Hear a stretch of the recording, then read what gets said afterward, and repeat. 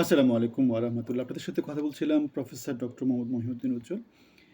চাঁদাবাজ শিবিরে প্রচণ্ড রকমের ভয় জেগে উঠেছে। কারণ বাংলাদেশ জামাত ইসলামী আস্তে, আস্তে করে তাদের শক্তিটা বাড়াচ্ছে।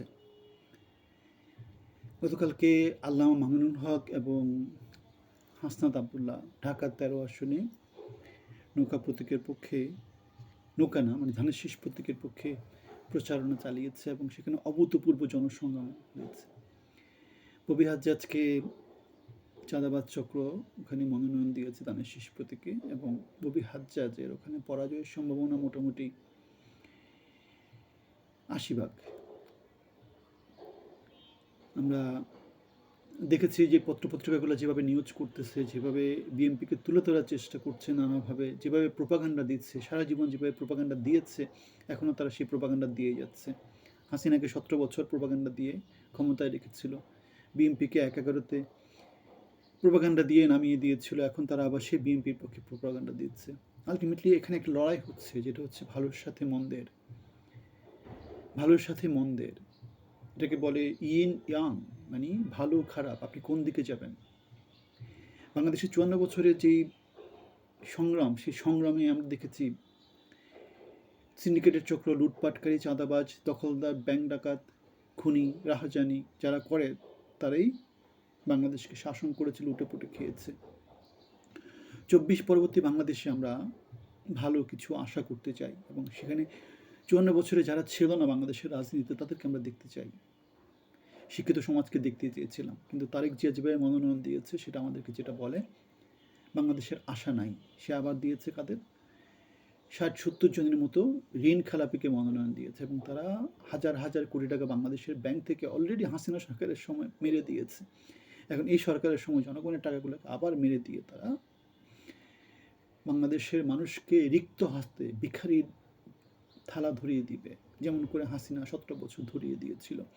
সুতরাং আমরা দেখতে পাচ্ছি প্রতিষ্ঠিত যে এস্টাবলিশমেন্ট আছে, প্রতিষ্ঠিত যে সুশীল চক্র আছে, তারা বাংলাদেশকে বরাবরের মতো লুটে পুটে খেয়েছে। আপনাদের নিশ্চয়ই মনে আছে যুবদলের কোনো এক কর্মীকে প্রেস ক্লাবের ওখানে সম্ভবত কোনো এক জায়গাতে পুরান ঢাকাতে পাথর দিয়ে থেতলে মেরে ফেলেছিল।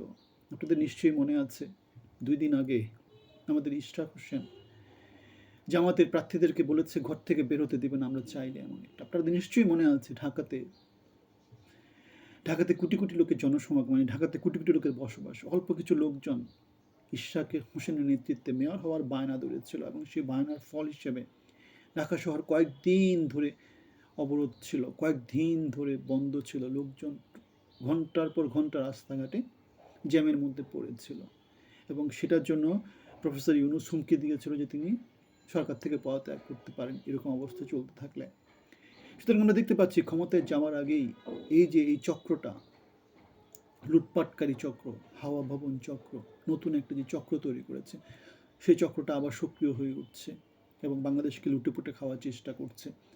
আমরা দেখতে পাচ্ছি আস্তে আস্তে বাংলাদেশের যে আন্ডারডগ যারা ছিল, যারা কথা বলতো না, যারা চুপচাপ থাকতো, তারা ধীরে ধীরে অল্টারনেট মিডিয়ার কল্যাণে আস্তে আস্তে উপরের দিকে উঠে আসতেছে এবং তাদের কল্যাণেই জামাত ইসলামী বাংলাদেশের ক্ষমতায় চলে আসার একটা সম্ভাবনা দেখা দিয়েছে। আপনাদেরকেও জামাত ইসলামের পিছনে, সত্য সুন্দরের পিছনে, যোগ্য প্রার্থীদের পিছনে দাঁড়াতে হবে। আমরা দেখেছি সারা পৃথিবীর নানা দেশগুলোর যে অ্যাম্বাসেডরগুলো আছে তারা আস্তে আস্তে বিএনপি এবং আওয়ামী লীগ দুটো দল থেকে মুখ ফিরিয়ে নিচ্ছে। আমরা দেখতে পেয়েছি আল জাজিরা, রয়টার্স এবং ওয়াশিংটন পোস্ট তারা জামাতকে নিয়ে নানা রকমের রিপোর্ট করছে, যে রিপোর্টে তারা প্রেডিক্ট করছে যে আগামী বাংলাদেশে জামাতে ইসলাম বাংলাদেশে ক্ষমতায় আসতে পারে। ভারতের প্রাক্তন রাষ্ট্রদূত বাংলাদেশের হর্ষবর্ধন সিংলা, সেও একই কথা বলেছে। সে বলেছে না, তারা ভয় পাচ্ছে, যেমন বিএনপি যেমন ভয় পাচ্ছে। কারণ আমরা দেখতে পেয়েছি, আমরা একটা হিসাব দেখিয়েছিলাম যে আওয়ামী লীগের ভোটগুলো যুক্তিযুক্তভাবে জামাতের দিকে যাওয়া উচিত।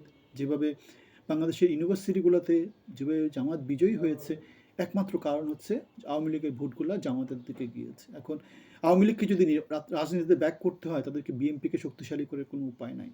তাদের জন্য উপায়টা হচ্ছে, একমাত্র উপায় জামাতকে শক্তিশালী করা। তাহলে যেটা হবে, 3টা সমমানের দল হবে, আলটিমেটলি তাদের ফিরে আসা খুব সহজ হবে।